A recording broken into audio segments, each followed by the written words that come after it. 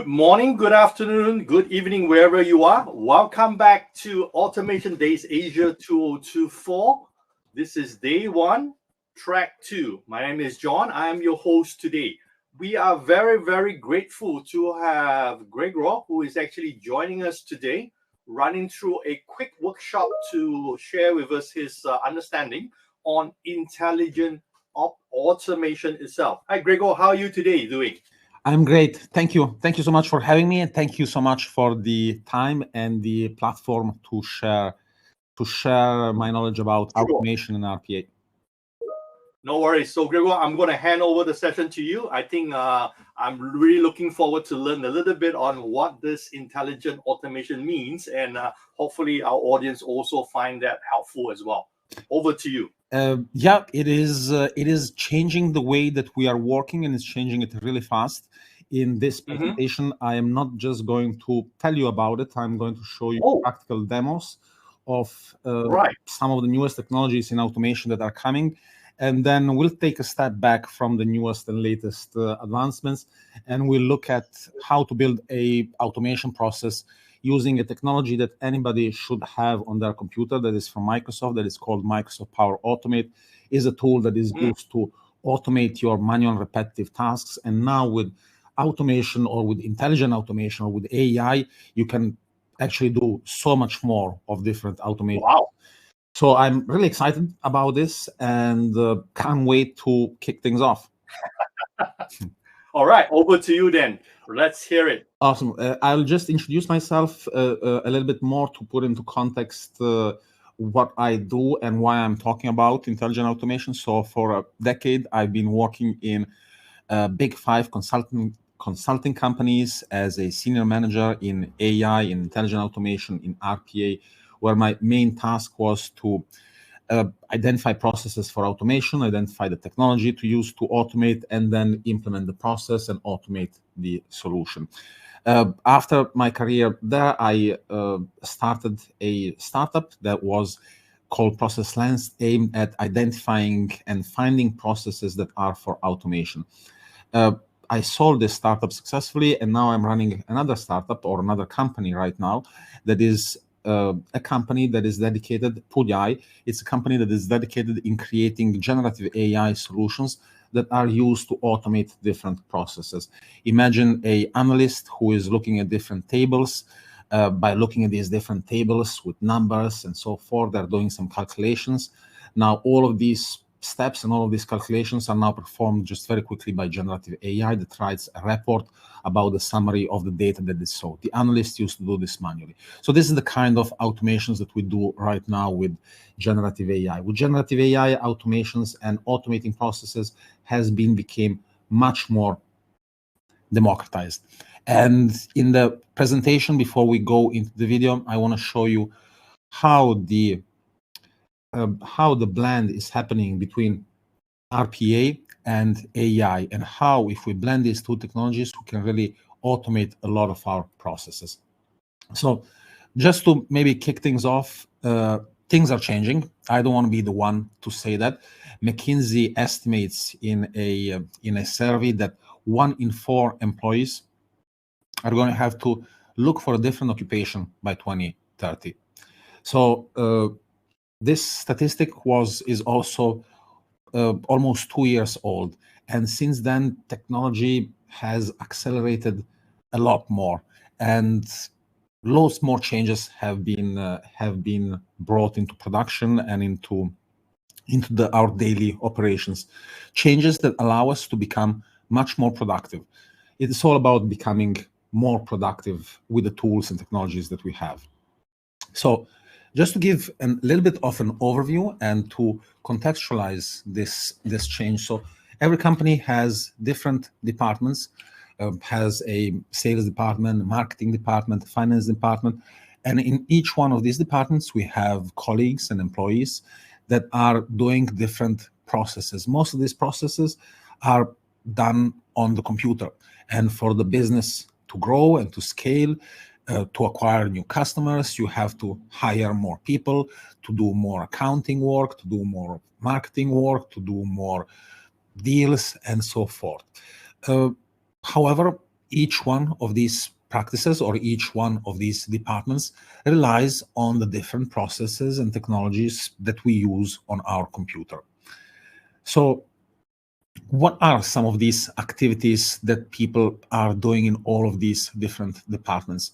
So they're doing file handling, moving files from one folder to another, renaming them, deleting them, interacting with different web applications, downloading reports, inserting data inside of Salesforce or some tool like that, data entry activities, so copying from PDF invoices, all of the invoice data inside of inside of the local application that is used for tracking expenses, generating report, manipulating data in Excel, monitoring different activities or processes, and even managing the workflow of your process through different approvals and so forth. So all of these activities and many more that are very similar are all parts of different processes. Obviously, they don't represent an entire process, but they're parts of different processes that when put together, they help us complete a process. So why is this important? Because we start breaking down our processes in this way to understand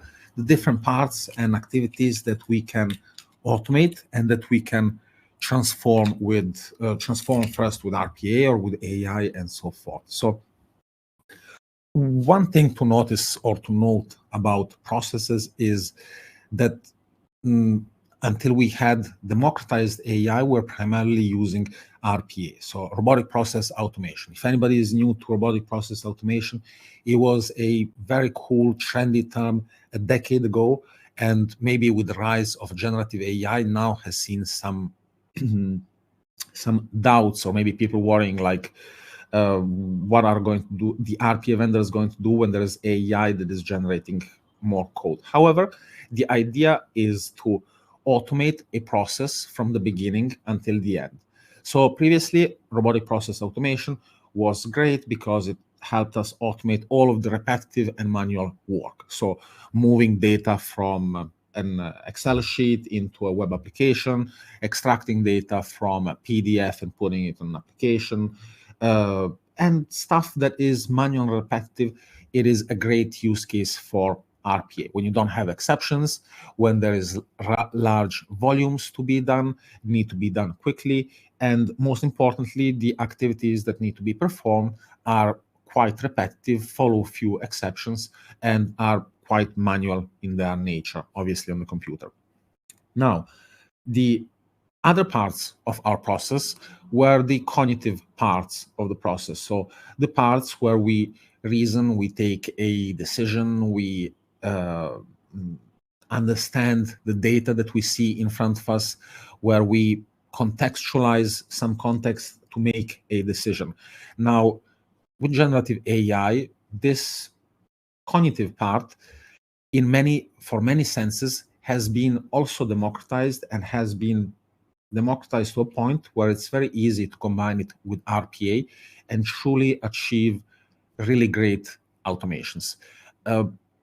So I don't wanna tell you that much about it. I wanna show you something. So I want to show you one of the latest releases from Claude Anthropic. It is called Claude Machine. So what is this? What is this tool? So this tool is an AI agent that is supposed to sit on your computer, and you're supposed to talk with it, and the AI agent would trigger any of the different tools that you have on your computer.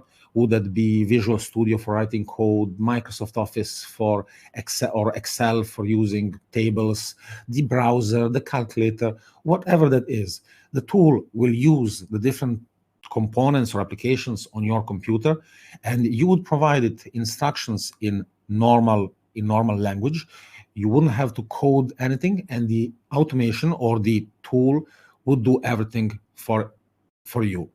So I find this very revolutionary, because for over a decade in my time in automating different processes, I've had to initially maybe use code, and then low code, no code technologies became more prominent, and you had UiPath, Blue Prism, Microsoft Power Automate Desktop, or Microsoft Power Automate that come later. All great technologies, low code, no code technologies, but all technologies that require some know-how and some time for you to create whatever automation that you want.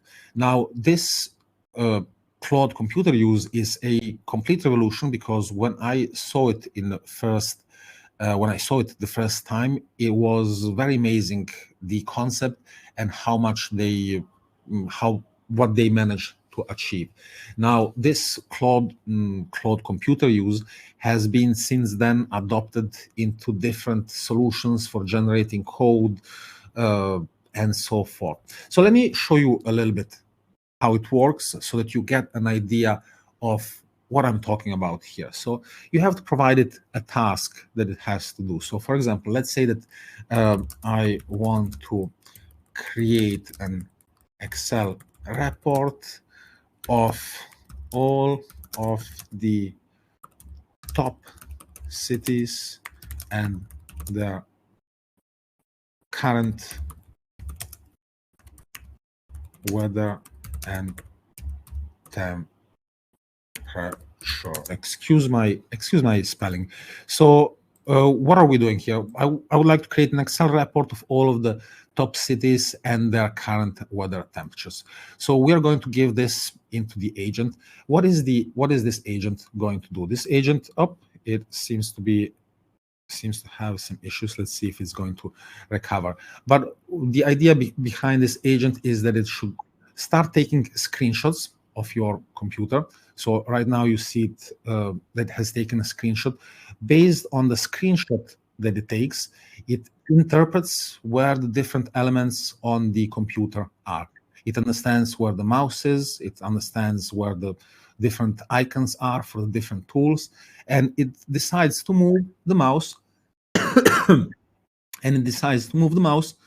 to the part where it's understanding from the screenshot. Now, if we scroll down into the latest screenshot, we can see that it's constantly taking screenshots of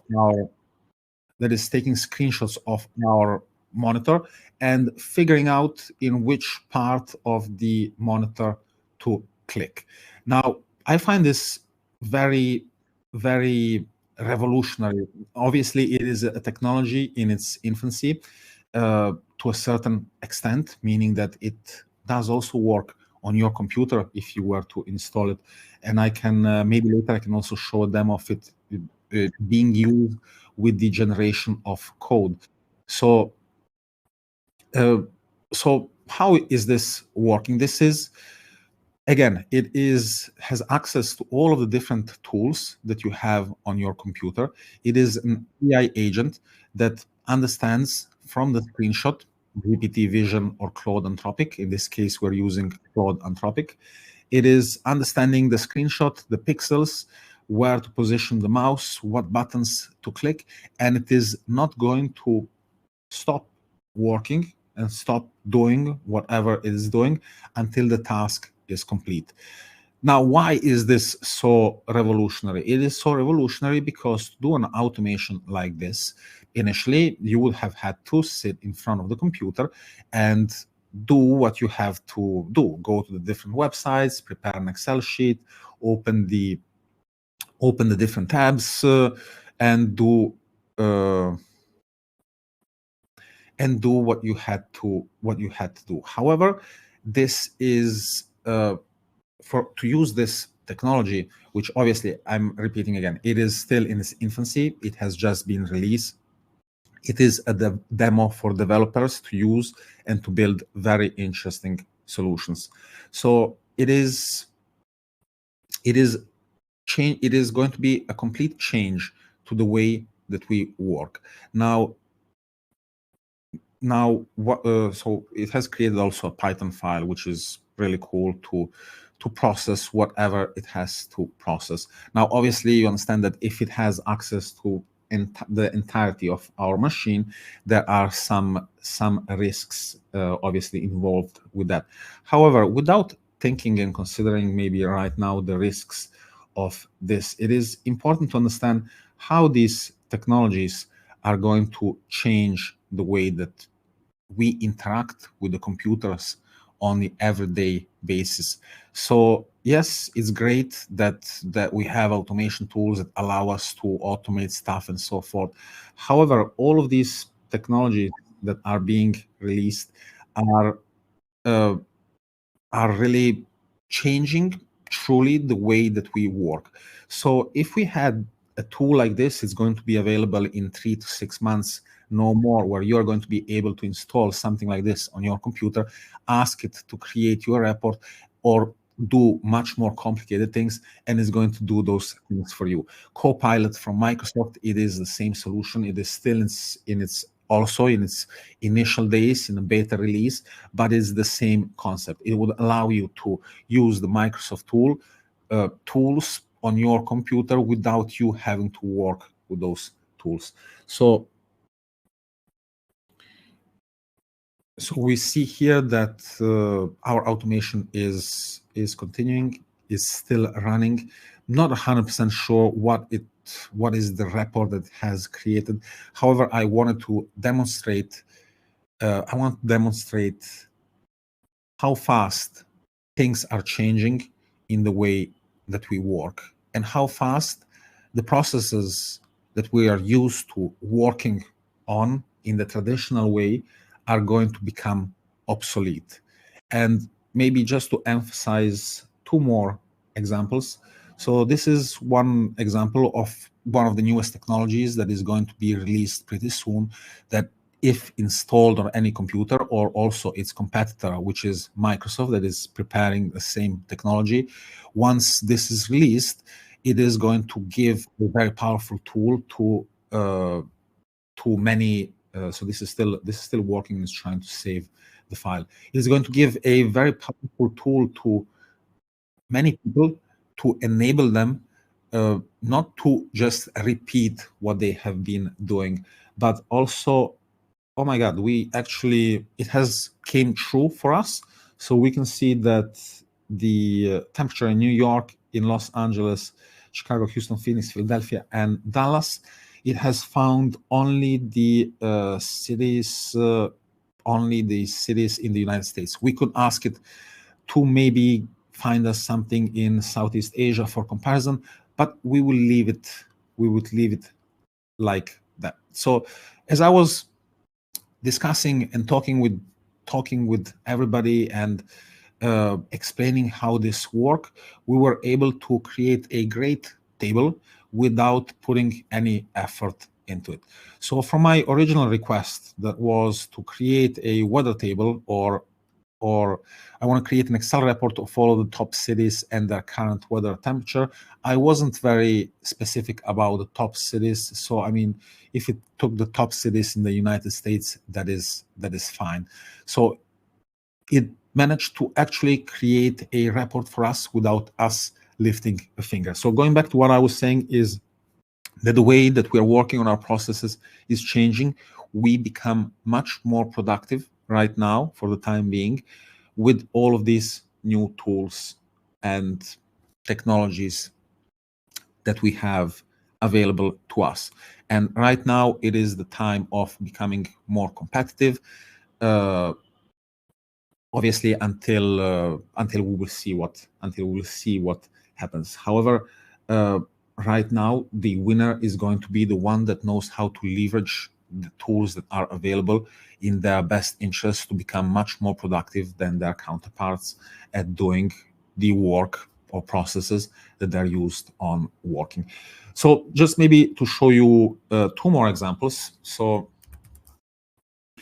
I'm going to show you a tool that is used for creating automations online.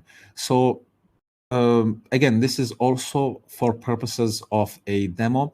It is to show you how, again, people are working different even in the traditional practices. So for example, in marketing. So I want to show you, for example, a complete automation of a marketing process right from scratch. So let's see. So right here we have a large Excel sheet that has a lot of different data. It has some titles, summary, target audience, keywords, tone of voice, outline, LinkedIn post, Facebook post, Instagram post, Twitter, Medium, and so on. Now, that's great, but this is really confusing. I really don't want to care that much about it. What do I mean? What do I mean about that? I want to set my marketing, or at least my social media marketing, so that I don't have to think about it at all, and it can be promoted and it can be shared. All the content can be shared to all of different channels without me really actually not doing a single thing except observing and changing the automations and fine-tuning them. Why am I saying this? Because previously we had a marketing person that would create the social content for the post, create the image, go to different platforms, publish the post, schedule the post for publishing, and so forth. Now the same person is observing the different automations, checking the different automations, and is able to do the same job, just 10 times more frequently a day, and for a few more companies as well. So just to give you an overview of how this automation works, we have 3 processes that create a few cells on our Excel sheet. So randomly, once a day, these automations, they go to an RSS feed. They use Perplexity to create a summary of the different pages that they found, and they add this summary and title into the Excel sheet that I showed you previously. After that, we start with a automation that goes through, gets the information from that Excel sheet, and then analyzes the target audience, the hashtags, the tone of voice. So right here, we're using ChatGPT to generate the target audience based on the information that we used previously in Perplexity. We then generate the hashtags. We then generate the tone of voice, the type of post, the outline, and the LinkedIn post, the Facebook post, the Twitter post, the LinkedIn article, and so on. All of this information is stored inside of the Excel sheet. And again, there is no human intervention in this. This all happens on scheduled intervals or on different triggers. Triggers like, oh, there is a new row inside of the Excel sheet. Let me trigger the following process. And right after that, we have a automation that then publishes it creates an image with stability. Let's run this, see if there is anything inside, and see maybe a post that it would create. So it goes again through the different steps. It takes the most up-to-date content from Google Sheets. It creates a prompt from stability based on this information. It creates, I think there is a repetition here in the names, but after that it creates an image with stability. Oh, here we go. It also made a post on LinkedIn. Now we'll check it out in just a second. So after that, we have Anthropic that rewrites this post for a different context.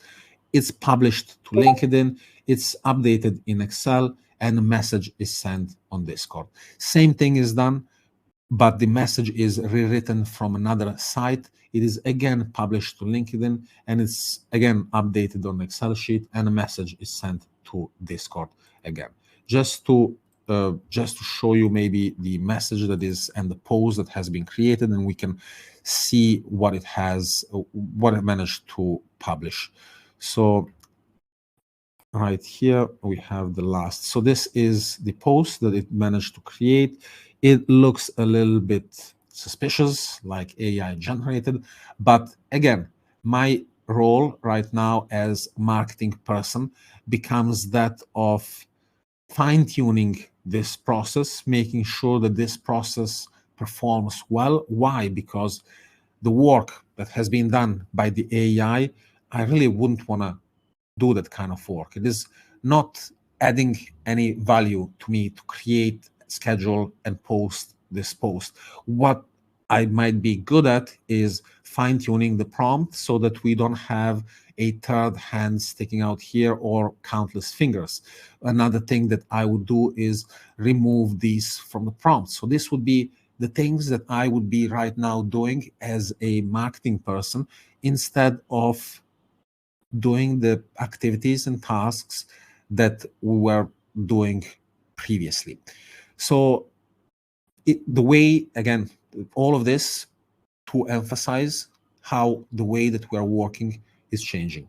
Let me show another example. So this example is going to be from Microsoft Power Automate Desktop. Later on in my workshop, I will show you how to create a automation using this tool. So this is a low-code, no-code tool that allows you pretty much to automate anything on our computer. So until the technology from Claude comes and becomes a reality, we are going to still need tools for RPA that get the job done. Hey everybody, my name is Brandon. So what does this automation do? This automation uses AI and RPA to go through a list of videos, get the description and title of the video, pass it to OpenAI, and based on a specific prompt, it would create a dynamic and unique comment for every video. The automation can continue doing this forever until infinity. And just as I'm doing this, I can replicate pretty much any automation or any kind of activity that I perform in front of the computer. Again, this is to demonstrate how somebody that knows how to create automations and knows how to create and leverage these technologies and tools, their process and the work that they do on a daily basis changes dramatically, changes completely. Why? Because now they become 20, 30, 40 times more productive, but they also start thinking about all of the other things that now they can do with the technologies that they have at their disposal that they didn't do previously because they didn't have time. It was maybe an absurd idea to go through 1,000 LinkedIn or YouTube videos and leave a comment. I mean, that is just a ridiculous example. That's not part of somebody's work. Part of somebody's work would be to go maybe through 2,000 invoices and extract the invoices and categorize the invoices in categories and do other things that are similar to that. So the way, again, I really am stressing a lot this point because I've seen it change I've seen this change happen very slowly over a decade almost, where adoption of RPA technologies were very slow, primarily in large corporations where there was a big budget, there was big consulting companies, and great automations were made that allow to save countless hours of time and create processes and make them more efficient. However, RPA technology hasn't been really democratized to the average user, even though Microsoft, with the release of the Power Platform, is aiming at bringing low-code, no-code tools to pretty much everybody. So let's go back to the slides. Unfortunately, demo time is over, even though I would have more demos to show you of how we can automate our code creation entirely using AI. Maybe if we have a little bit of time in the end, and if there are some questions around it, I can show you how to do that as well. So let's take a look at a couple of more slides because I want to put into context a couple of more things for everybody. So we've done the demo. Unfortunately, it's a little bit more slides before we head over to the practical session, and we learn how to create an automation with Microsoft Power Automate Desktop to extract data from our invoices using generative AI instead of using a custom model. Trust me, that is something really cool. It is a really hard, it used to be a really hard process. Now with generative AI, it has become relatively a breeze. So for anybody that is not up to date or that is confused with all of the jargon that I'm saying, RPA, what is this RPA stuff? So RPA is robotic process automation. And honestly, if you haven't heard about it so far and you are in a corporate environment, you have been a little bit living under a rock. I don't say it in a way to be offensive, or I say it to be a little bit provocative and to challenge you to discover this technology a little bit more, because it will really give you a competitive edge over your colleagues, over other companies, and so forth. So RPA is like having a digital workforce. It is a set of robots that work on your computer and perform the tasks that you do. Just like you saw the automation from just now that I showed you, posting automated comments on YouTube.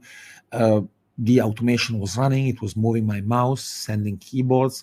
However, I did not have to modify any of the underlying software. I didn't have to modify, I just had to install the RPA technology, the plugin for the browser, and the technology is pretty much good to go, or ready to be used. Therefore, there is no complex or manipulation of other applications. RPA is a technology that is layered over all of your different technology stack. So it is a computer software that is specialized at doing tasks that preferably are repetitive and manual. Why do you want to do it on repetitive and manual tasks? Because tasks that have lots of exceptions are not really good to automate. Why? Because you're going to have to make many different automations, each one for every exception. So if you have a process that's relatively standard, maybe 75% of all of the cases are the same way, or even 50% of all of the cases are the same way. The other 50, you will find a different solution. But if RPA can manage 50% of the cases that are all manual and standard, then why not? A little bit about the history of RPA and where it is going. So initially we had desktop automation. This is more when we, in the initial also phases where it was less democratized, the technology. The technology was also mostly or a lot code-based. So all of these automations that I showed you previously, the one in Microsoft Power Automate Desktop, it's a automation that you build with code. So here you just drag and drop different items on your screen. But if I wanted to rebuild this, it would be some 300, 400 lines of Python of different libraries that would pretty much do the same thing. It would be much more complex to maintain and to manage. But it would do the same thing. So automation basically started with the human mostly being in control, human in the loop, whatever you want to call it, inside of the automation. The automation wouldn't be running by itself. It was hard to manage, hard to build, and not great potential, but not great adoption, because it's not a democratized technology for everybody. Robotic process automation, a term coined by Blue Prism, a RPA software vendor from the UK, in 2012, if I recall correctly. They coined this term because they built this technology that would group together different actions or different snippets and code, and would allow users to drag and drop onto a screen these snippets of code and create automation. Wow, great. Now the user is not in charge anymore, kind of. Now the user, it's the robot that is performing all of the things, and the user, it's checking, human in the loop, it's maybe verifying, it needs to be verifying, but it is the beginning of robotic process automation, is the beginning of the robot starting to take over manual and repetitive tasks that we are doing. After this, we are in this phase, depends for which company you ask and for what process. But right now we are in a phase where we have RPA to do the manual and repetitive stuff, and AI to do the cognitive things. So just to maybe contextualize this, in the previous example where we saw the YouTube automation. So that was manual and repetitive, going to every single YouTube video, liking the video, creating a comment in the video. However, if I didn't have AI, I could have not created a good comment. I could have just created one comment that would have been copy paste, or from a list of 10 comments, I could have randomly inserted a comment that was not relevant for the video. However, with AI, I was able to scrape the title and the description, and based on the title and the description of the video, create a comment that is SEO optimized and that is adequate for that video, making every time a new comment that is unique. Now, why is this? Why is this great? This is great because previously with just RPA, I couldn't do this because I was missing the AI part. Now, when we add the AI part, it opens up a whole lot more of automation activities and things that there is still a human required, meaning there's still a human required involved in checking, fine-tuning, maintaining the process. So, for example, in the process that I showed you previously on make.com, yes, there is still a human that is checking, making sure that that everything is running smoothly, fine-tuning the prompts when they're not working, and doing modifications. But might this be kind of only a temporary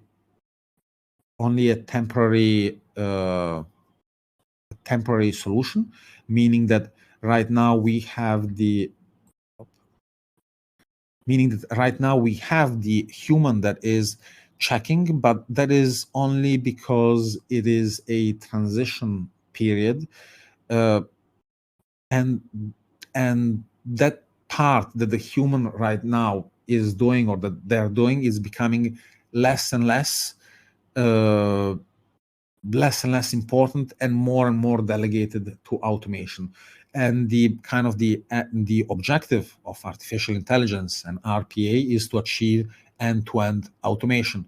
What is end-to-end automation? Is when I automate a process from its beginning until the end with no human involved inside of the process. So if all of my processes are digitalized and if I have robotic process automation to perform potentially any manual repetitive tasks, stringing applications together, connecting APIs, moving data from one tool to another. And then I have AI or AGI that is, according to some experts, coming in a really short time.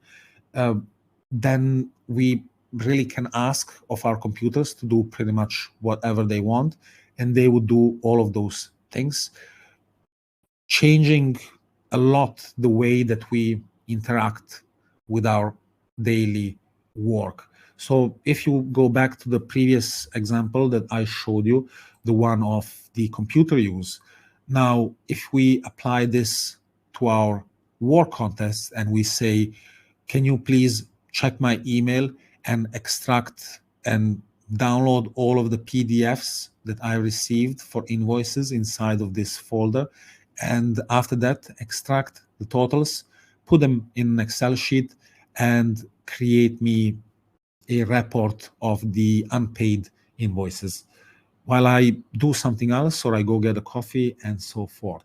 So this is a transitional period, meaning that right now we are enabled to do so much more with these technologies. But yeah, just kind of a provocative question is, until when are we going to be kind of required? There's a famous quote from the Business Harvard Journal, and it says, you would not be replaced by AI. You will be replaced by someone who knows how to use AI. Now, I don't know if you agree with it, you don't agree with it. It is their view. However, at the way the technology is moving, and if we are moving towards end-to-end automation, some of us might be replaced by those that know how to use automation and AI, but the majority might just be replaced by a robot. But anyways, that is a debate that is outside of the scope of this presentation. So why are businesses all over, primarily RPA? And when you add AI into the mix, the business benefits become so tangible and so clear for businesses that every business right now is on their agenda, has automation, intelligent automation, generative AI, and for the wiser ones, they also have RPA as well, or for the more informed one. So through a Gartner assessment, it has been identified that currently 30 to 40% of all processes that we have inside of our companies are going to be reshaped with RPA. So again, this is also demonstrating that there is a very big shift that is going to happen in the way that we work, even just for manual and repetitive processes. And it's estimated that up to 85 of over 900 processes within a typical organization could be automated. So that leaves a lot of processes that you know and love that are going to change the way that they're executed, the way that they're managed. The people that work on those processes will change or adapt and so forth. So this was a estimation of the year 2025. We are at a very interesting moment where many technologies are being released at a very fast rate that allow us really to become really productive. So how does RPA actually work? So it's a tool. It's a tool that allows us to orchestrate and manipulate and manage the different automations or robots that we have working for us. The idea of all of this is that you don't have to do that much work and that the robots do the work. Your job is to create the automations for your processes, monitor them, track them, and just be kind of a observer or a point where the checks are made to make sure that everything is fine. So again, changing the way that we work. If we go back to the marketing process that I showed you and the example that I showed of how my marketing colleagues are working in a completely different way right now with the marketing tools that they have. So yeah, it's a clear shift. Also, the benefits of adopting RPA in first place are great. So you increase the productivity 20 times immediately, or 20 times, but you definitely increase immediately the productivity. You increase the precision of execution, as in if you have to extract 200 data points or data from 200 invoices every morning, the chances of you making a mistake because of a distraction, because of whatever reason, are relatively high or exist. However, when we give this to a robot, the precision of the robot is as you programmed it. So if it makes a mistake, you will be informed, you will be able to track it, and it should not make a mistake. In addition to this, the main benefit of all of this is also that it is very cost effective. To have a employee with all of the benefits, vacation, time off, complexities that come with any human being or managing any human being, it just becomes much more cost efficient to hire or to build a automation that is going to extract data from PDF invoices and insert them inside of your SAP because your business is growing, instead of hiring an additional person that is going to do the same job. The cost efficiency, it is incomparably incomparably different. Maybe the licensing fees made it more prohibiting in the beginning of RPA. However, again, the technology has been democratized and there exist tools for everybody's budget. The Microsoft Power Automate desktop tool that we're going to see later on, it is entirely free and is available on all Microsoft Windows machines. Another great benefit of RPA is also that it can run 24/7 whenever you need it.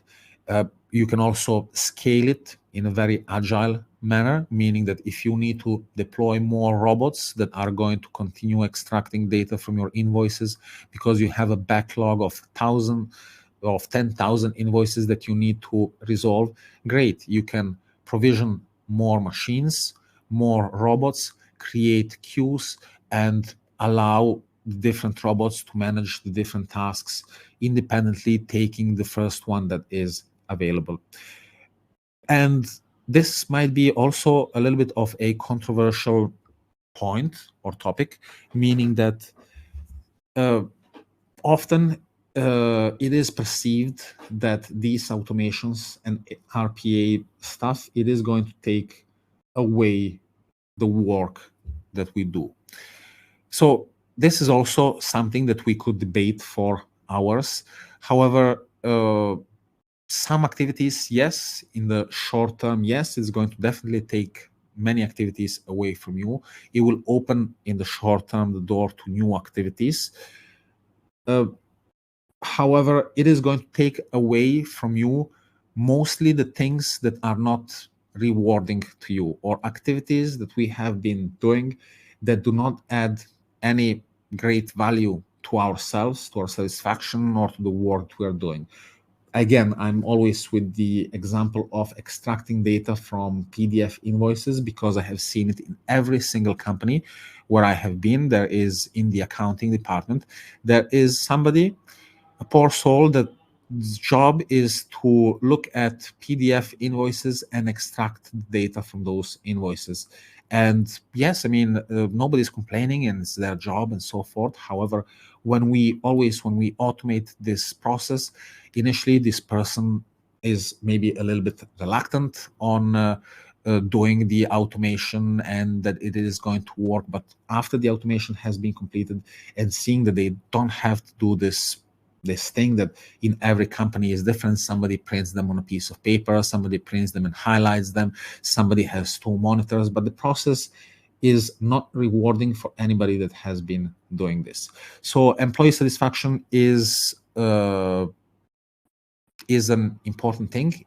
It has to be communicated in a proper way.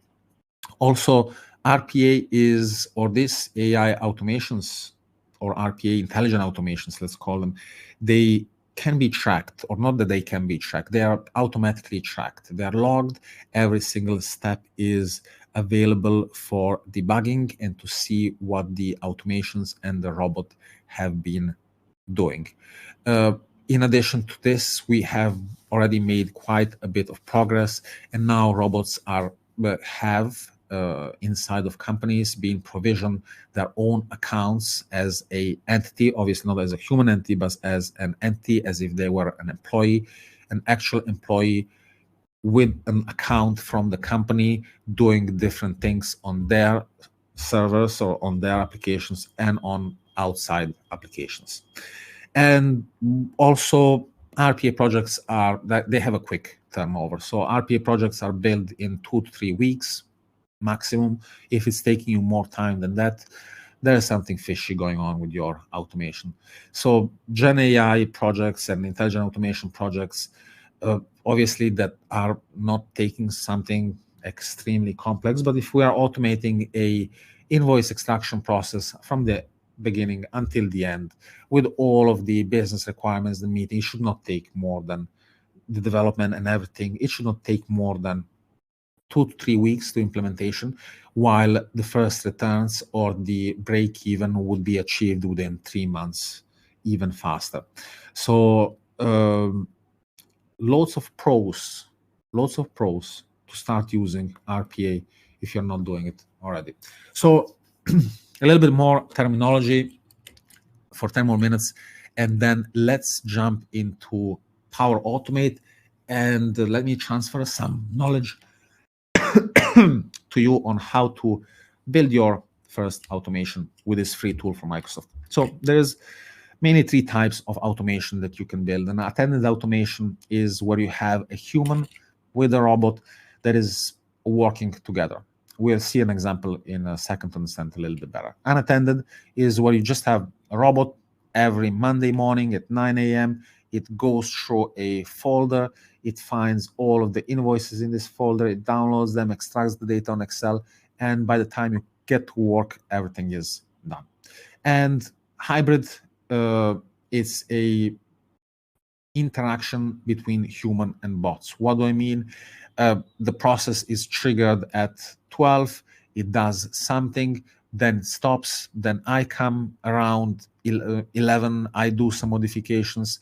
Once the modifications are made, the process is retriggered and it continues. The way that it is different from unattended or attended is that in the attended solution, I would have the robot ask me for questions before being able to continue the automation. So asking me, for example, like, is this invoice correct? Or should I extract this? Or do I extract this or this? Or should I? So it asks you some questions to give him the ability to interact with you and to move things along faster. An example of this is, for example, inside of a bank on onboarding process where you have a person that comes to the bank to open a bank account. They give their information to the teller. The bank teller scans their ID document. Once the ID document is scanned, a automation is triggered to make different compliance checks, to create a new account for that user, to search if they have other outstanding debts with other banks and so forth. And all of this stuff is done in the background while the person is, instead of filling out this information, the person is talking with the client while the AI is going through different steps and showing them to the teller to go to the next step and so forth. So just a quick example of an attended solution. We have a sale manager, for example, that starts off a task. They hand over the task to a queue, to an Excel sheet or to a queue. From this queue, the robot picks up the next item and starts working on it. So, for example, it could be to insert a new record inside of a database, inside of a CRM system. So the robot takes this record, checks if there are duplicates, or creates an existing proposal. It gives it back to the staff member that passes it back to the robot, and so forth. So the idea is to no matter about the task, the idea is to work together with the robot to have him do the manual repetitive stuff while you focus still on the cognitive decision making, approvals, and so forth. An unattended solution would be every day in the morning, the bot, for example, reads your mail, downloads all of the emails where you have that attachment with the invoice, puts them in a folder, extracts the information, puts it inside of an Excel, and if it notices maybe some anomalies or an unpaid invoice or something like that, it sends an email to another person to check those things. Now, previously, without the robot, all of these steps would have been done by the sale manager, but now they are kind of delegated certain tasks to the robot. So now we're gonna start talking a little bit about Microsoft Power Automate Desktop. So it is a great tool. It is a great tool for a variety of reasons. First of all, it allows us to create attended, unattended, and hybrid automations. Let's jump a little bit more to understand why we would want to use this tool. So it allows us to build all kinds of different automations. There's many different components to Microsoft Power Automate Desktop. We will look at those in a second. But why is the tool so cool? Let's put it like that.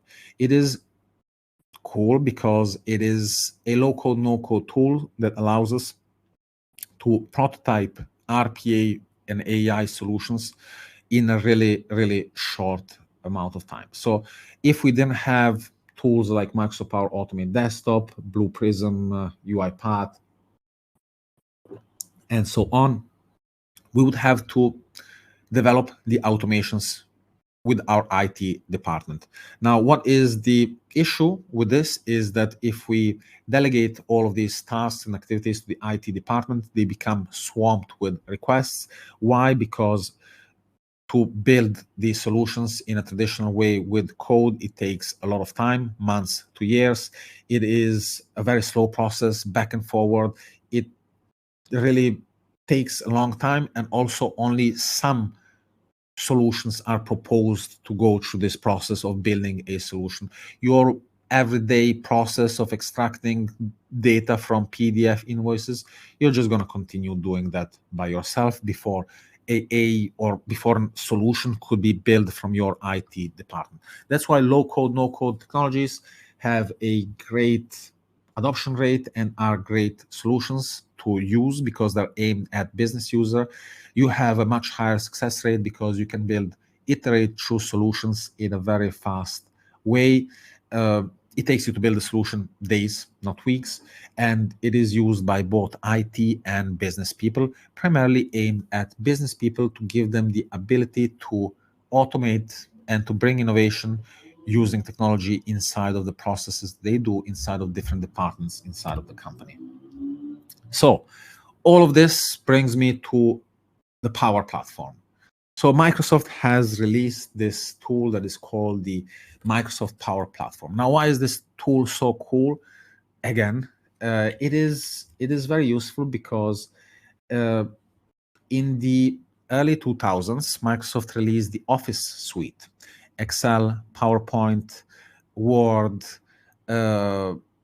great tools that have been with us for 20 years and that have served us really well in the old way of working. What I mean in the old way of working, the way that there was not a lot of data points, that there was not a lot of data, the internet wasn't as it is. We didn't definitely have generative AI to build us presentations, Excels or Word documents, which all of the kind of old Office suite documents have been integrated with those tools, allowing us to kind of almost not use them at all. So Microsoft has released this Power Platform. The idea of this is to stay ahead and give business users the tools that they might need to work in the world of today, where there is large data points, where there is AI, where there is the ability and the need to automate your processes and to become more productive. So they released Power BI, which is a tool used for analytics and understanding data, creating reports, and so forth. Since we live in a world where there's lots of data all around us, much more than there was previously. A tool like Excel might be great, but a tool like Power BI is more adequate for the kind of data that we have right now.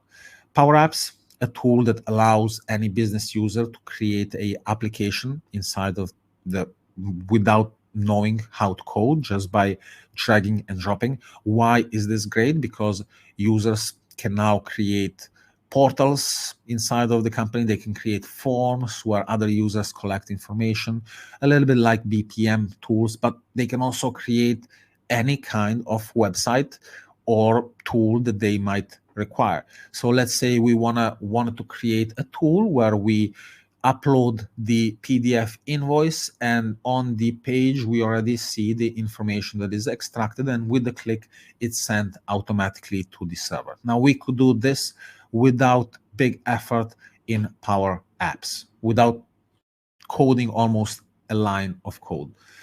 Then we have Power Automate. That is the tool that we're going to be looking at today. Power Automate is made out of two components, Power Automate Cloud and Power Automate Desktop.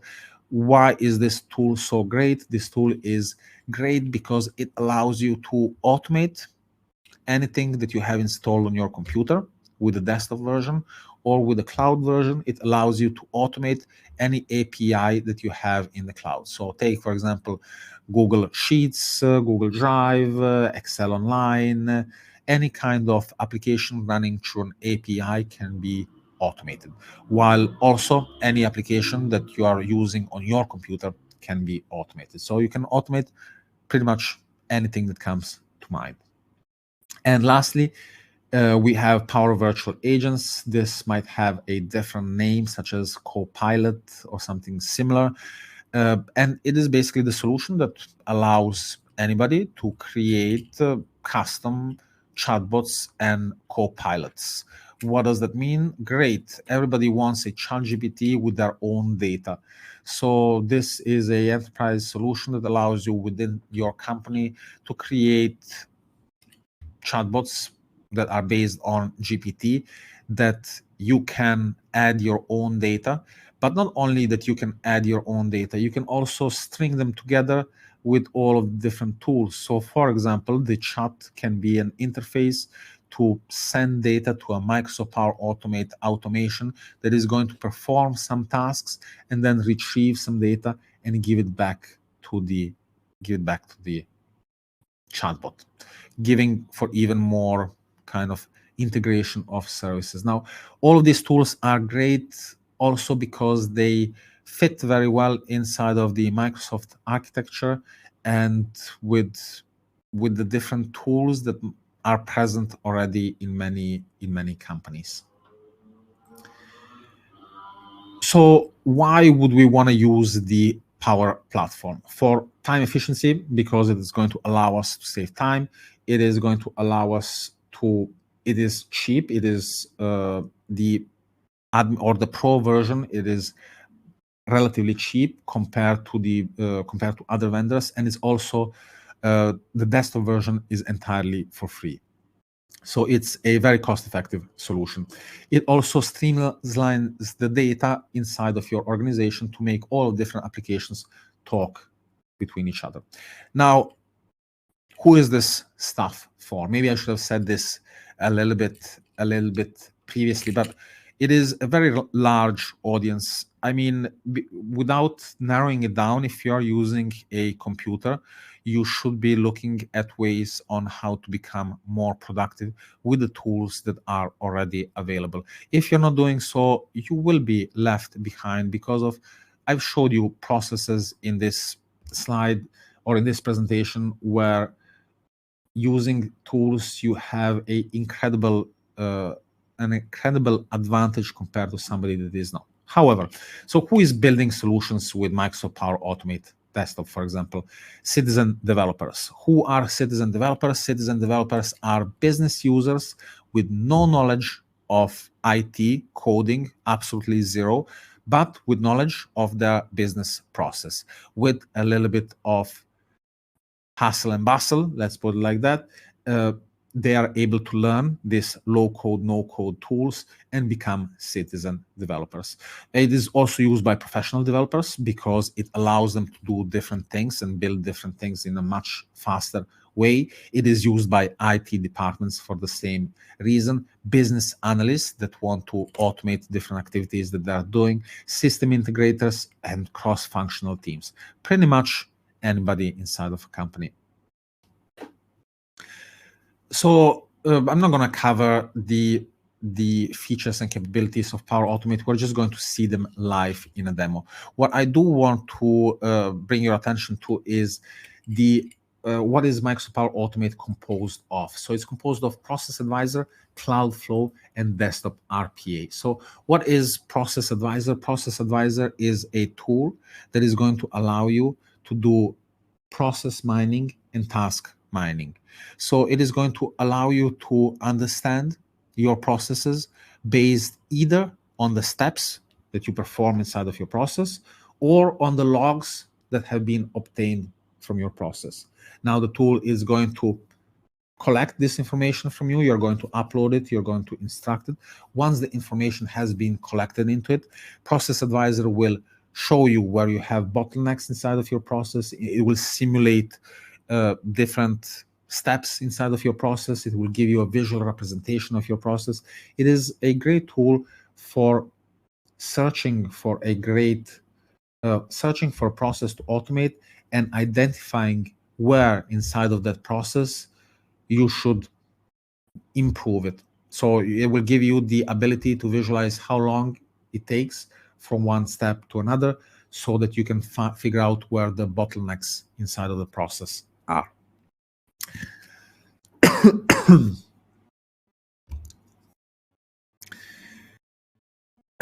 Some of the key features of Process Advisor are task mining and process mining that we have said already. One main difference between process mining and task mining is that process mining is when we upload a log stream of an application inside of the tool, and based on the logs, it creates a report for us. Task mining captures the different interactions. So a recording of your screen would do to create a task mining workflow.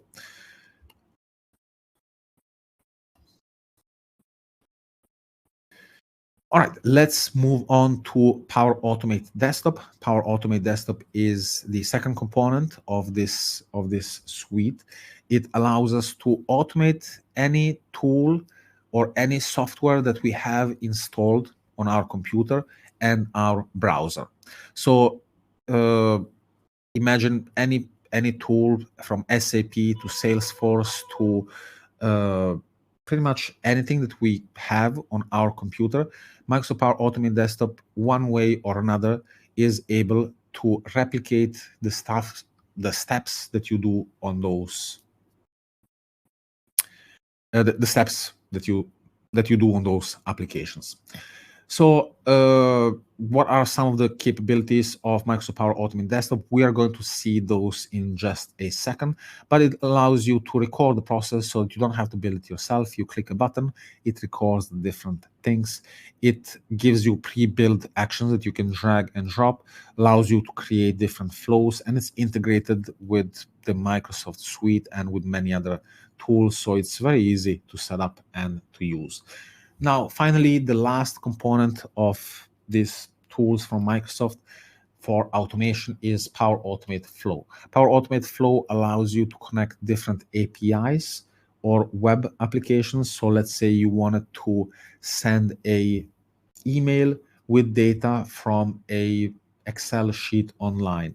So this would allow you to collect via API to the Excel sheet online. It would allow you to collect via API to your Outlook calendar, and you will be able to create an automation that sends an email every time something is added to the Excel sheet or something similar.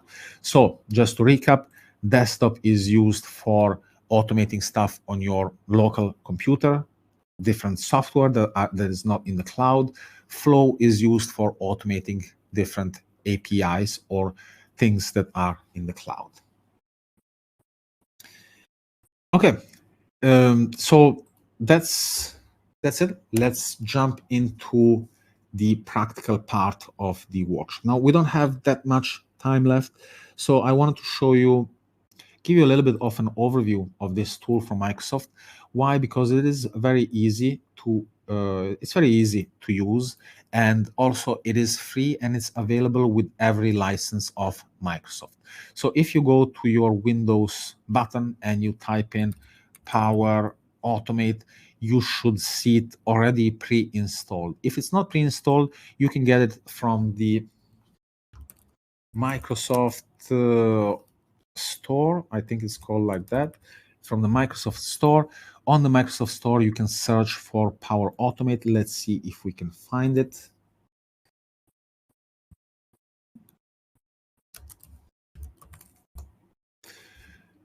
And it is right here. It is free, as you can see, and you can get it and install it for yourself right away. Also, if you wanna follow along. So The panel is pretty straightforward. You don't have to do a lot of configuration. You will have to log in with your company or Microsoft account. Once you log in with your company account, you will have the ability to share your flows with your colleagues, and therefore giving even more collaboration and efficiency throughout the organization, because I build a cool process that my colleague can use and vice versa. So let's create a new process from scratch. I can go to the examples and find an example of a process that has been already pre-built to take a look at how some processes are built. I don't really advise you to start from one of these processes because they have things and actions inside that might be a little bit confusing. So it is good practice to kind of start from a blank sheet and to reference potentially any examples that might be available. So let's call this just test 2, and let's create a new flow.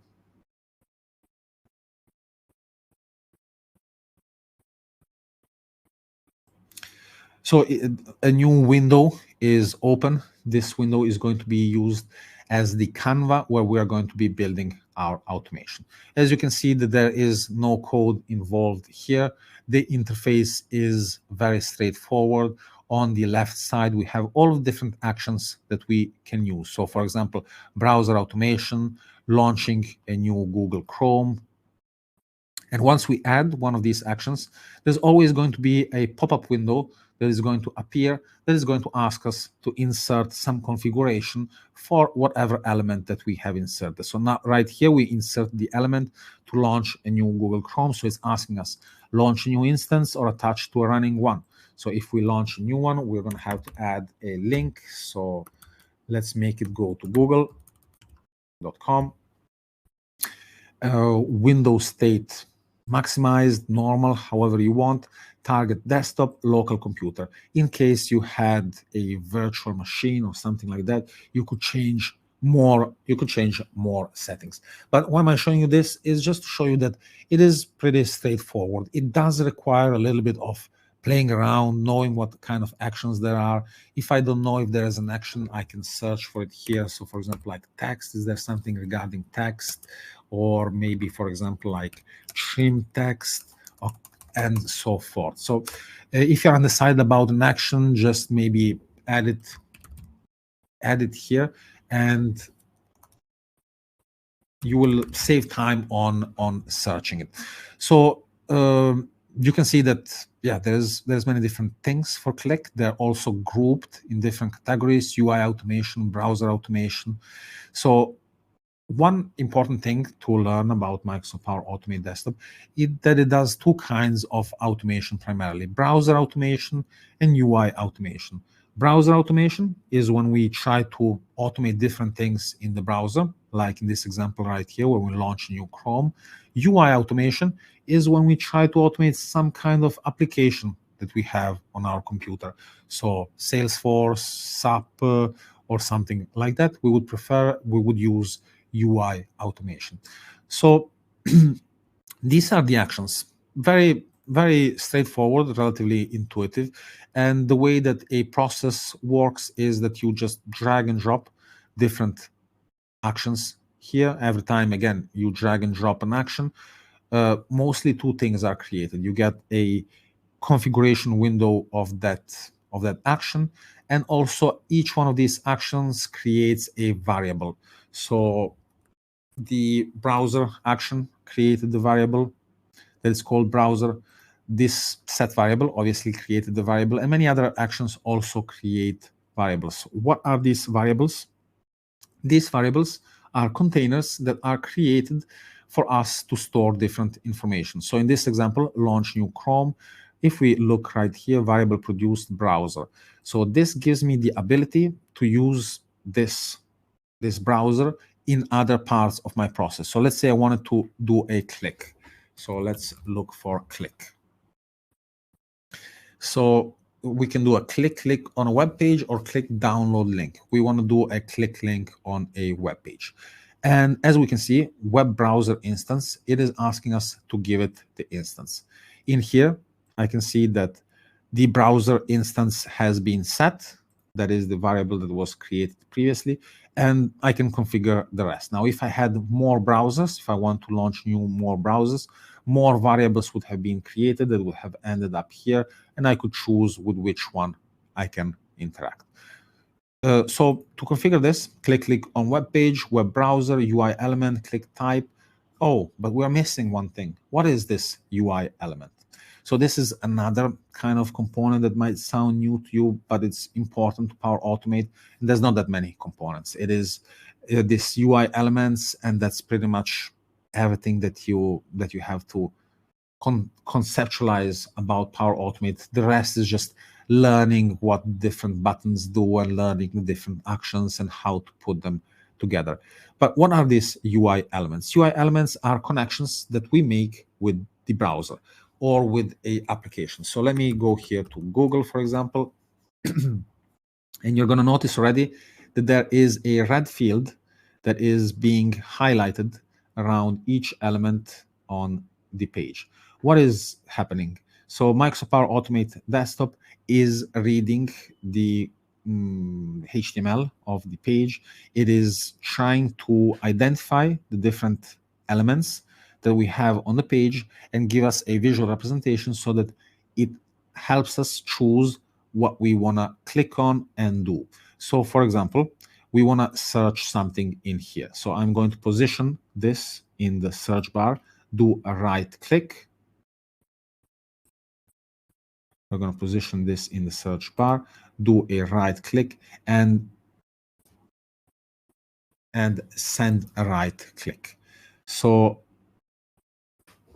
let's do this again. So we're going to position this, click on Control and left click. Apologies, because I was adding a UI element, not recording the screen. We're going to see the difference of that in just a second.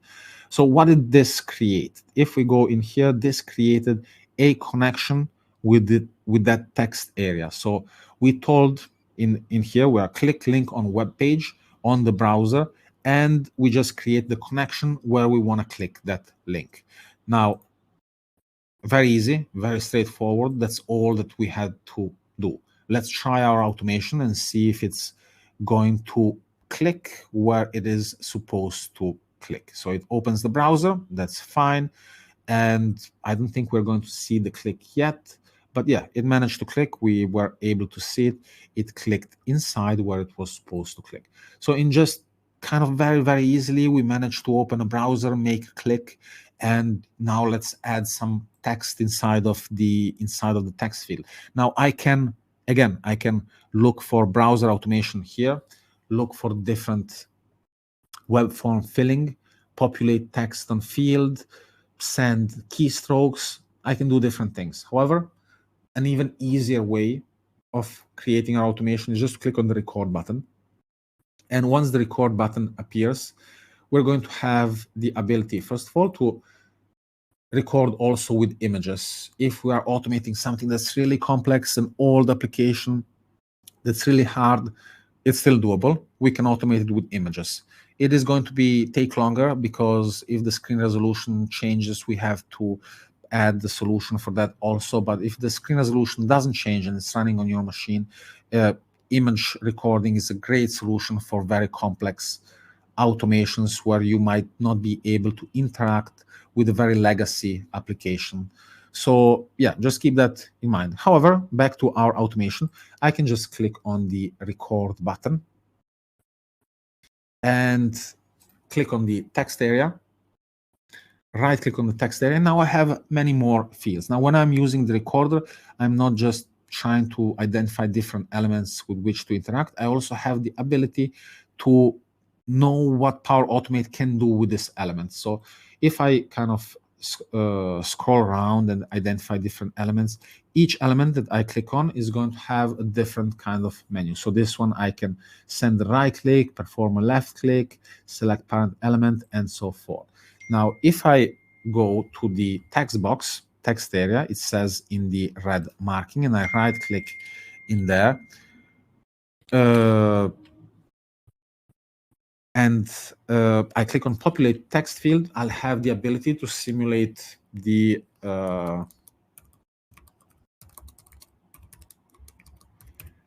I would have the ability to simulate the writing in here.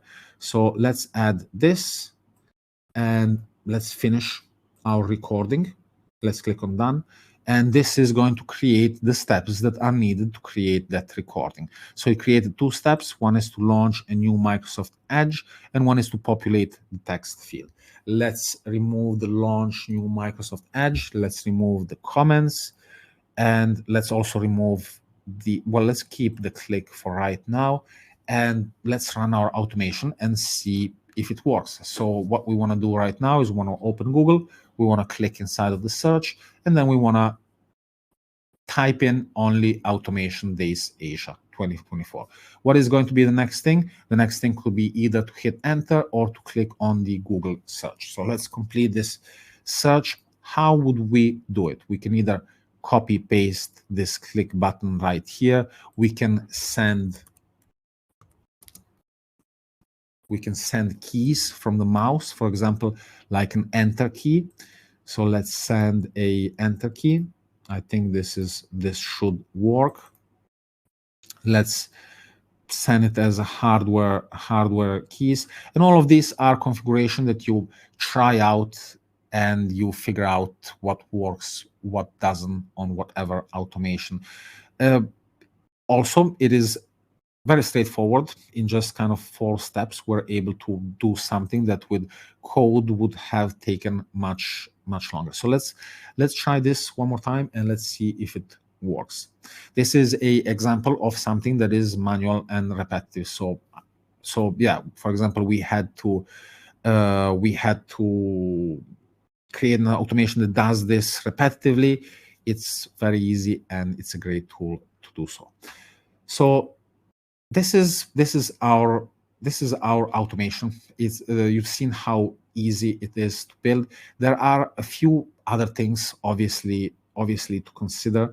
There are UI elements. There is the detail of the UI elements that you should always make sure to fine tune. One of the biggest reasons why automation fails is because the elements that are created, like for example, in this text area search, we can see that there is an ID that most likely is going to change on another refresh of the page. So that means that I would have to fine tune this selector so that it doesn't use a unique ID that is going to change every time, but it has something more common that is going to be available every time the page loads. So for example, let's try this. And text area title search, we can test, see if this improved selector works. And the improved selector works. Now I'm 100% sure that this selector is going to work every time, while this one with this ID right here, it is not going to work. So when your automation fails, most likely it is because these selectors are not set up. So this is kind of allows you to create manual and repetitive activities. Now, what happens when you add AI into the mix? Now, previously, do a process like extracting data from invoices used to be relatively complex. Why relatively complex? Because you had to build a custom model trained on your invoices or trained on similar invoices that would extract data from your invoices. So hosting a model, training a model, it was all hard. There is different solutions also from Microsoft. So for example, if we go to Power Automate Cloud version,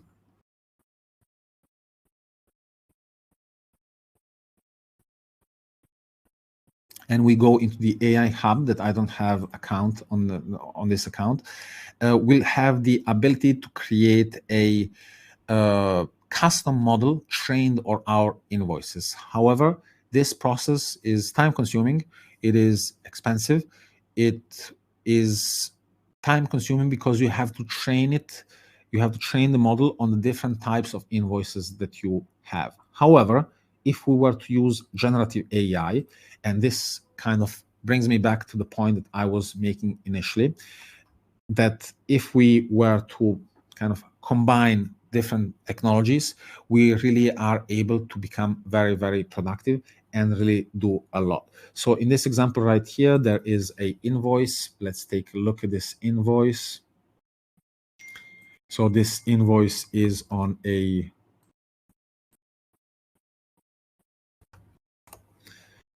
this invoice right here. So it's also an image, meaning that I can't even select or copy paste the information that is inside of the image, making it even more difficult to manage. So what if I had to extract the data out of this? Well, ChatGPT can be used in a very accurate and a very professional way to extract information from uh,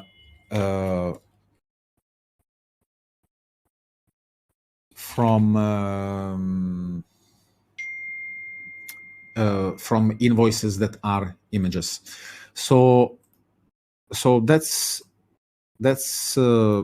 great. Why? Because now we can do it very, very easily with a prompt. So what did this automation do? It made a connection with ChatGPT. It sent that image and it outputted us the output of the data that is on the invoice. Now I'm displaying it right here because it's just an example, but in a finished solution, this would be a JSON with all of the different information filled out inside of the Excel. So just check out maybe some of these values. 146, so that is correct. All of the dates, we have the detail and so forth. Now, if I were to change, obviously, my prompt that I'm sending to the AI, I would get different results. So, for example, let's just get the total. Carefully analyze the provided invoice and extract and provide an extraction of only the total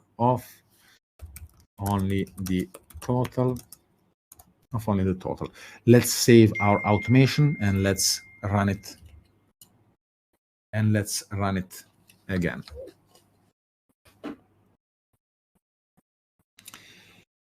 Let's see the result. So the total is 146.90. So you can really play around with how you want the response, what part of the response you want, and so forth. So again, just to kind of recap why this is so cool is because it's using AI in a process that previously to be done with AI was much more complex, much more expensive, and much more difficult. Now, with the democratization of this new technology that is generative AI, we are really able to string it inside of our automations, inside of different processes to truly achieve great automations, or let's call them end-to-end automations. All right. That kind of concludes the demo, the training on Microsoft Power Automate. We could spend hours and hours on this, but I would really like to maybe stop the training a little bit and see if there are any questions and if somebody wants to answer any questions.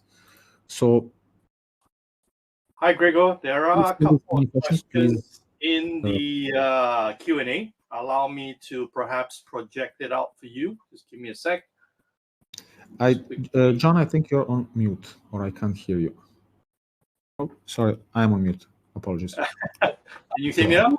Yes. Okay, right. I just want to make sure we are on the same page.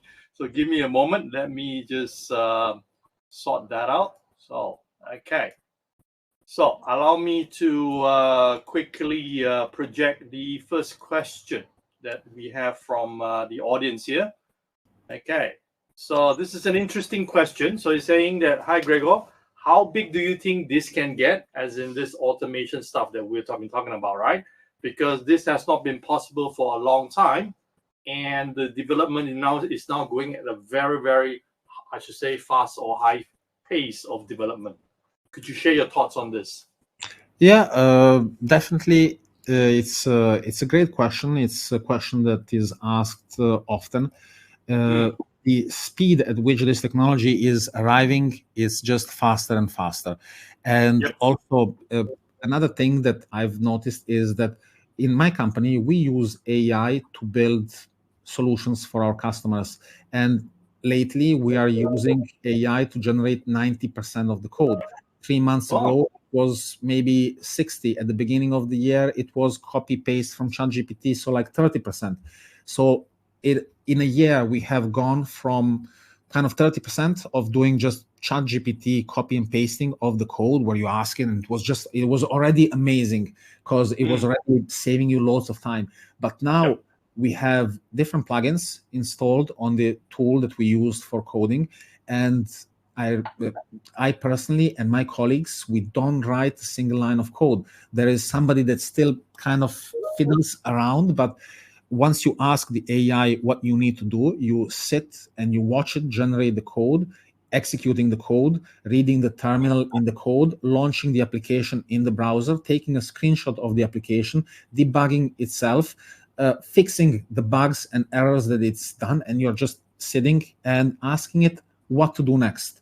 So it's really kind of evolving at a really fast really fast pace. So my point is that also these companies are also using AI to build their own solutions and are moving even faster. So it is kind of, it's moving at a really fast pace. And one of the biggest examples that I've showed previously is the demo of the Claude machine, which is also a little bit like the Copilot, which basically takes away all of the know-how, business know-how of the process of the owner, and just gives them the ability to make a request. And all you have to do is make a request. But if you have a bunch of requests piled up or lined up in a table, then the user doesn't have to make requests anymore. So yes, maybe now we are powered times 20 with these tools and so forth, but I don't know what the future holds for this. Right. But just out of curiosity, right? I mean, you mentioned that you guys are doing this very, very quickly using the automation tools, right? Do you do any error checking or just validation at the end of that, Gregor? I mean, just want to get your current process. How do you actually do that? So in terms of coding and development, I could maybe, if we have 5 minutes, I can even show a quick demo of how we can build a tool. But the AI is responsible of debugging the solution via the terminal. It is responsible for deploying the solution via CLI to Azure or to Google. What does that mean? That means that, first of all, you ask it what to do. It builds out the solution. Shall I share my screen and show how it works? Yep, sure. Yeah, go for it. Okay. Yeah, because I'm just curious, right? Because I think we talk about how capable the tool is actually to generate the code. I'm just curious. Yeah, absolutely. Do you actually do any validation? Do you do any checks? Just want to ensure that the quality of the codes is there, right? I mean, of course, it runs. I mean, I can see in the demo. I'm just curious, how accurate or how spot on the code being generated. That's a good question. It really depends on the quality of your prompt. It is not on the quality of the AI. It is more on the quality of the prompt. So just maybe to show a quick demonstration, I'm going to open a Visual Studio, which is a tool that we use for development, and start from a new folder. So let's create a new folder, and we're going to call it Automation Days Asia.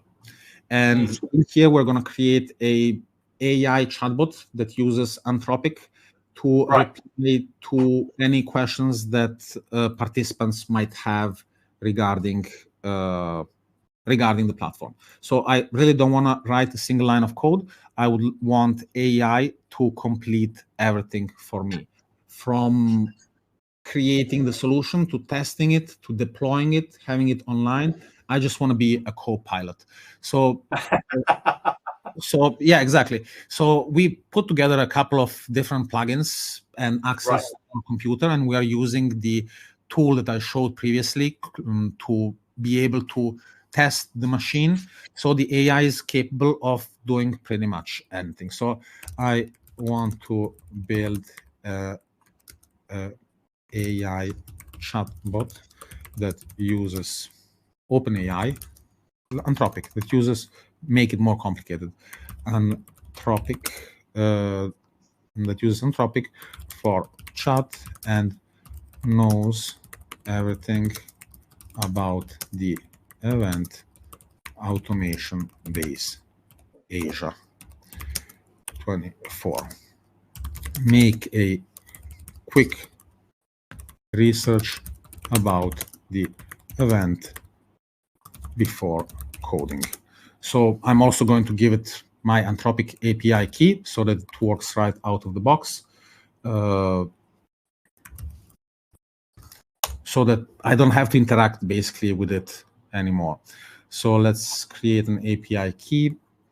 We're going to call this test and just provide it with everything. So here is the API key. All right. So I was also very high level, very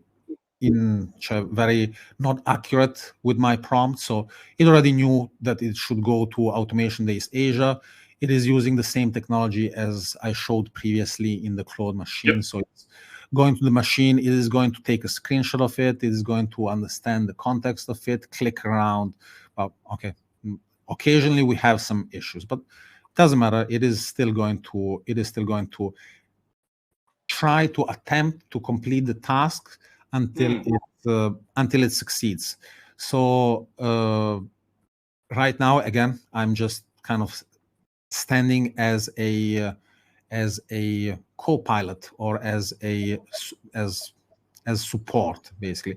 So I should have given it maybe the link to make it a little bit easier for it, but doesn't matter. So but it is able to search through, and then now it's generating the code as we see. Exactly. So it is created a file for me. It is generating the code. It's just asking me, do you want me to save it? It's telling me what it's doing, but I could very well disable all of this and let it run by itself autonomously and go for a coffee, go for a walk with my dog, come back and see what it has done. Exactly what it has done. And this thing is going to continue. It is going to continue until it finishes. Once it finishes, it is going to launch the application. It is going to see if it gets any errors. If it gets errors, it is going to try to solve them. It's going to relaunch and it's going to continue like that. So we see already that it has created 3 files, but this is nothing. This is very basic work for it. We use it on very complex applications, GitHub repos that have thousands and thousands of lines of code, very complex things, analyzing sound and so forth.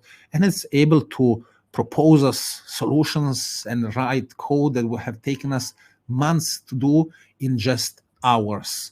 So, so it is, it's just incredible. So right now it has completed all of the code, and Automation Days Asia 2024.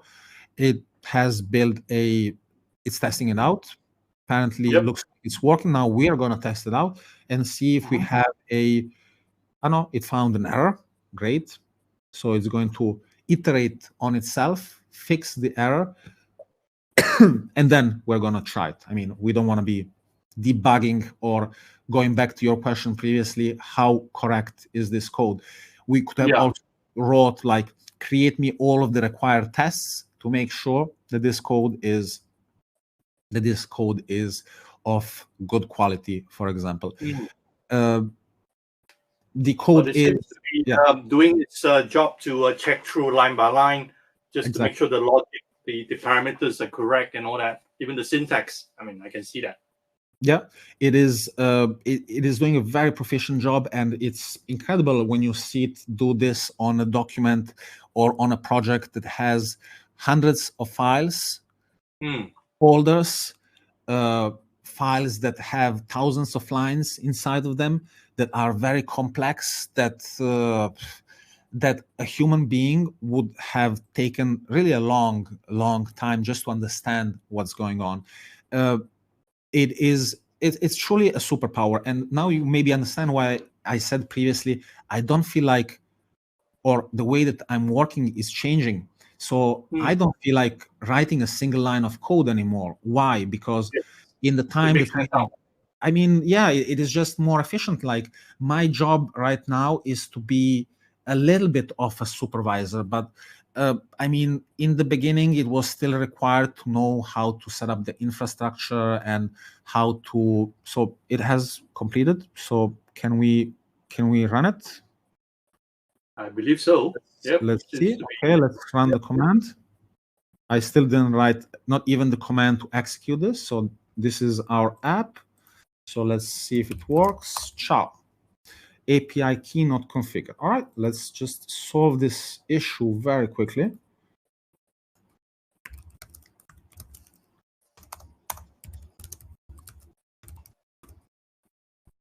I mean, I could probably go in the code and configure it. Here it is. I could go in the code probably and in here go and add the API key somewhere. But I really want it to, because I mean, even right figure now, it out where to insert it. Yep. it also becomes a little bit, kind of also becomes a little bit of an issue, because it is, I noticed that is a lot of dependency on AI solutions. Meaning previously when we're using kind of ChatGPT to code, once you ran out of credits, you would be like, oh, I'm gonna kind of stop working until 3:40 when my credits are enabled. Why? Because I am just so unproductive. Why am I gonna spend like 2 hours doing something right now when with ChatGPT it's gonna take me 5-10 minutes? Yep. So I'm gonna put my hands up and I'm not gonna kind of even attempt at it. And that's the same thing that is kind of happening with this with kind of coding, but not just with coding. Coding is just a come on, let's debug it further.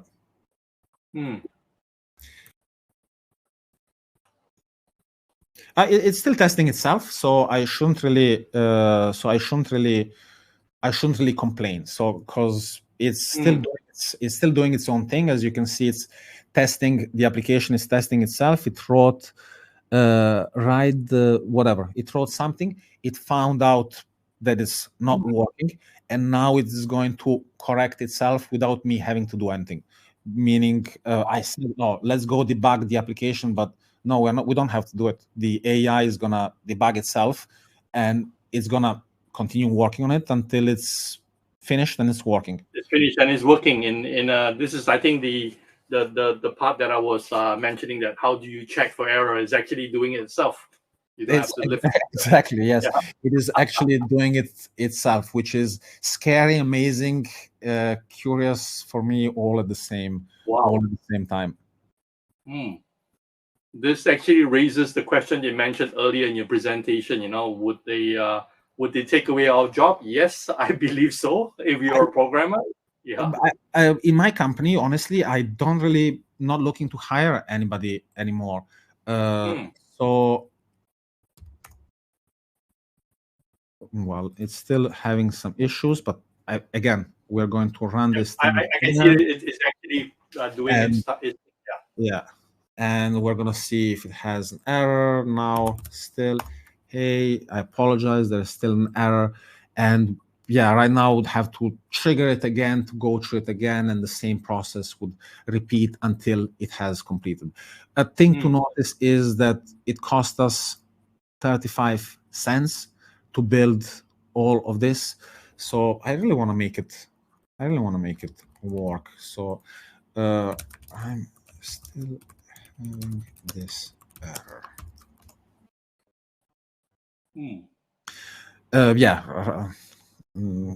I really want to make it work. Why? Because I don't really have to do much. I just have to provide it eventually the error if it wasn't smart enough yet to figure it out, and it will try to iterate over it and fix it. However, if I wanted to make it more stable, I could have said, write me all of the test cases that would be required to test this application, or I would have used a different prompt that would have said, you are a senior and most advanced Django developer or PHP developer or whatever, to put it into context. Why? Because right now, a core capability is the capability of being able to talk with these machines. Even with this tool, if you talk with it with crap, you will get crap outside. So fundamentally, it is becoming more and more important to know, to use these tools, to figure out how they behave, and to understand how to talk with them. Yeah, I've noticed that is one of the main kind of skills. Yes, it's great if you know how the application works. It's great if you have built them yourself previously because you can read the code. But if you know how to talk with this tool and you know how it's going to behave when it generates the code based on what you say, it will take you much faster. And yeah, it's going to take you much faster, and it will be a better experience. You will be more productive. Yeah, so it's actually very impressive, I must say. So let's try this one more time. Mm-hmm.